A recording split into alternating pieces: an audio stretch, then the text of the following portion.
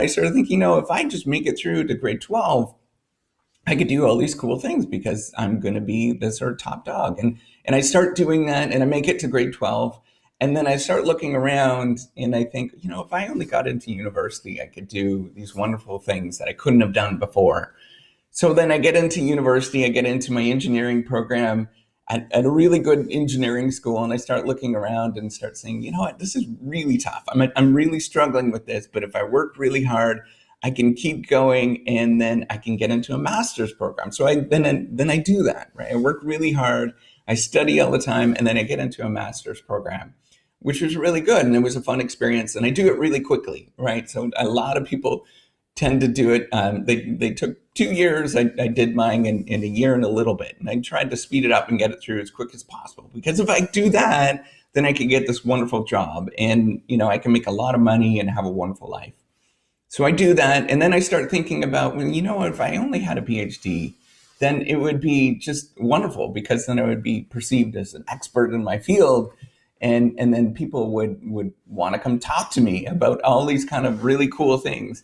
And, I do that. I go and do my PhD, and then I finish, and I think, I really would love to be a professor someplace. And if I could only get a professor job, and then I could get that professor job, and then everything is going to be wonderful. I can make lots of money, and things are going to work out. So I get my professor job, and things are really good, and I'm having fun. And I think, if I can only get tenure, then I'm not going to have to move. I'm not going to have to deal with all this sort of weirdness of this.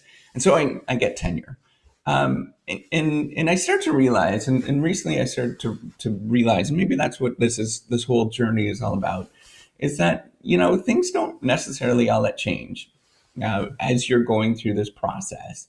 And when I was growing up, so my aunt used to say this. She was kind of a kooky aunt. If you met her, she was really nice. I mean, she's wonderful. Love her to death, but she was very, very chatty.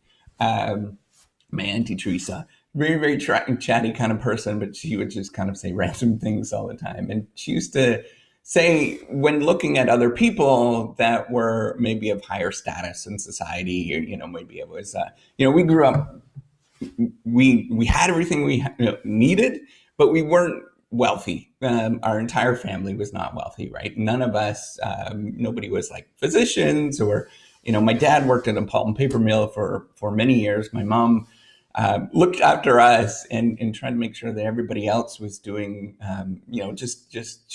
she's wonderful in terms of helping everybody else out. So my aunt used to say, I remember going on this trip. We drove to Duluth, Minnesota. We lived in the middle of nowhere, right? And we drove way up there. And I remember my aunt talking about that so-and-so, it was, maybe, I don't even know what it was, somebody that was a physician or a lawyer or something in town. So-and-so just shits the same way that I do. And I was like, what the heck is this, right? And I also heard, my parents say that sort of same thing in maybe a nicer tone, in that, they put on their pants the same way, with one leg at a time, that everybody else does. And, really what this means, I couldn't figure out what that actually means. And it's sort of thinking about experts in the world, right? So all of these roles that we have, having a PhD, becoming a physician, getting a law degree, becoming an accountant, whatever it is, they're kind of experts in their field. They'd be considered experts, right? So they have a little bit more knowledge than other people, and sort of generic knowledge that we have in society.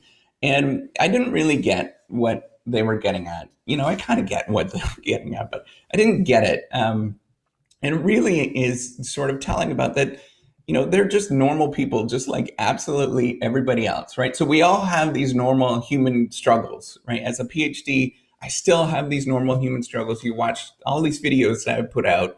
This is me, right? Like this is what I'm dealing with, all these kind of issues. It might be geared towards sort of talking about the things that you're dealing with, but I'm dealing with all those kind of things too, and sort of sorting these things out in my mind, right? As a normal human being, we have all of these struggles.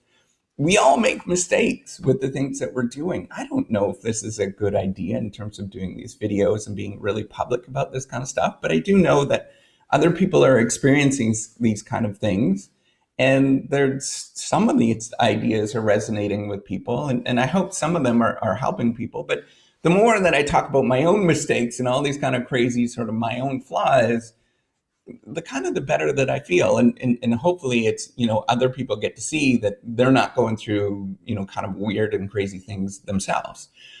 I still, sing and dance and make like silly fart noises when nobody else is looking, right? Like, I do all sorts of crazy, weird things in my own house and when nobody else is looking. And I'm just kind of a human being. And it really is just thinking about, we think of these experts as somebody that knows all sorts of stuff. And if we can only get there, the world is going to be great. And since we belong to this one category of experts, whatever it is that we're trying to seek in life, whatever we're striving towards, but there's really not a lot of differences between us as human beings. We all try to do the things that we try to do, and we're all flawed in many different ways, and we're all trying to get to some place, or some of us are trying to get to some place, whatever that looks like. And we're not all that much different across the board. I can guarantee if you talk to the world's leading expert in, I don't know, whatever, neuropathy or something, like, I don't know, whatever I'm making up, right? The world's leading expert in something, you will have this conversation. It'll be very intelligent, and it will be wonderful. But then when they go home, they will make silly noises just like you and me. They'll go out and walk the dog and do sort of simple things. They will go and lay on their pillow and read for a little bit, just like you and me. And there's no difference between all of us in terms of the things that we do. We're very human in the things that we do. We all make mistakes and all the things. We all have these doubts right here, right inside, right? We're right here as well. We don't really know what we're doing in this world. And it's kind of a pity that we all feel like that, but it's definitely how we feel with a lot of these different things. What makes us all that much more different in terms of if you become an expert in the particular field that you're doing, it really is pretty simple. And we just have a little bit, we wrote a little bit, we read a little bit more than somebody else. And, I'm not saying that there's a tremendous amount, right? It's not that we've read everything that there is to ever read about this particular thing, and we read and wrote all sorts of stuff. That's not what I'm saying. I'm saying we just did a little bit more than somebody else, because it's really difficult to do this kind of stuff and keep focused on the things that you're trying to focus on. It's really difficult to do that. So there's just a little bit more than what we've done. So, really, we're not going to be all that much more different than anybody else. What changes, I think there's a couple of things that actually change when you become a so-called expert, whatever that is, in society, whatever that looks like, whoever that is. Being an expert in garbage collecting, by the way, you can do extremely well if you wanted to do that. Waste management, for example, the CEO of Waste Management, that big, large company, makes a lot of money in this world. But anyways, what changes is that you have this a little bit more of ability to recall different things. And you also have what is called transactive memory. So what is that transactive memory? This is where individuals that can answer that particular question. So it's kind of more like it's who you know, and the sort of making the connections between getting that particular answer, right? So you might start building these connections with networks with other people. And then you're like, well, I haven't got a clue on what the answer is, but I can ask this person over here and they might be able to help me out in that particular thing. And then the other thing that ends up happening is that because you have a little bit more ideas, you can combine ideas a little bit more and quicker than other people, right? Because you've seen that kind of stuff and you're like, I've seen that before, and I could transfer some of that knowledge that I've learned before and combine it and create something that's different than nobody else has done. But I really need to sort of point out that this expertise that you have, it really does not stay with you at all, right? We're human beings. We forget all sorts of information. So I might have, and it's funny because I read some of the stuff that I wrote previously, and I'm like, well, geez, that isn't half bad, or that was really bad. But then I started thinking, I'm like, well, what was I thinking there? What was I doing? I totally forget about all those kind of thoughts and ideas and I have to continuously reread the stuff that I wrote and was thinking about. And it doesn't take very long before that actually happens, where that sort of disappears. So, what really does happen is I think people just perceive you a little bit differently when you become an expert in a particular field. I don't know why that is. It's kind of human nature, I think, to perceive people differently in terms of maybe it's a status ordering in society or whatnot. It's whatever. Those are arbitrary or invisible lines that don't necessarily make all that sense sometimes, but they're there. People perceive you a little bit differently.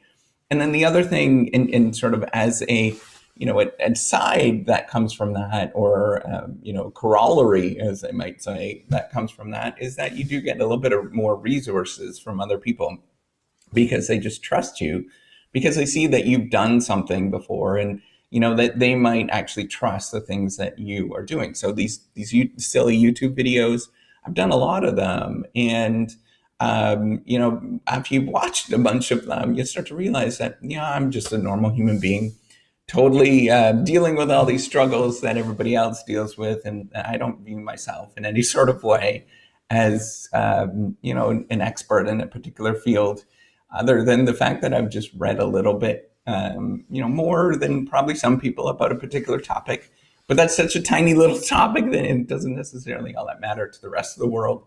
That there's that goes on. But because you've seen that I've done all these videos, or because you've seen that I've wrote some things or had some conversations or classes or whatever it is with these things, then you start naturally thinking that, well, I could probably give them some resources because I can trust that they're not going to waste it, right? So, for example, I have ads on this YouTube channel. Well, that I personally am not trying to sort of dupe you of any sort of thing. I'm going to use those resources from those ads to help build this whole project a little bit better, and make it a little bit better than what I've been able to do in the past, right? So maybe it might be editing or something like along those lines I can't possibly do at this moment, or building out the platform that I can't possibly do. But it's only because of you. You're trusting that I could do that because I've just kind of plugged, just kind of dawdled my way and wandered my way a little bit further than other people in the particular field. And so as you're thinking about this sort of journey of becoming a PhD or whatever it is that you're trying to do, you're totally smart enough to do any of this kind of stuff. There's nobody in this world that is, an expert in the sense that you perceive them to be an expert. I still get those weird butterflies that you get whenever I talk to somebody that's an expert or famous or whatever. I don't know. I think it's a natural human being sort of emotions, these sort of reactions that we get. And I still get those. It's just an emotion that you get. But you are totally smart enough to be like them, or you're talented enough to be like them, whatever it is that you're doing. You just have to keep plugging away at it and just keep sort of pursuing that. And I think that's why these YouTube videos are really helpful for a lot of people, is because they see that, I'm a normal human being, and you can keep working at that kind of thing as long as you just keep working at it. I truly believe that the problem with science is not that anybody is smart enough. It's not that they don't have the resources. It's not any of that kind of stuff. It's this sort of dealing with the day-to-day and struggles that we all have that we're dealing with. And that's why I think it's really important for me to continue on sort of telling these stories to you.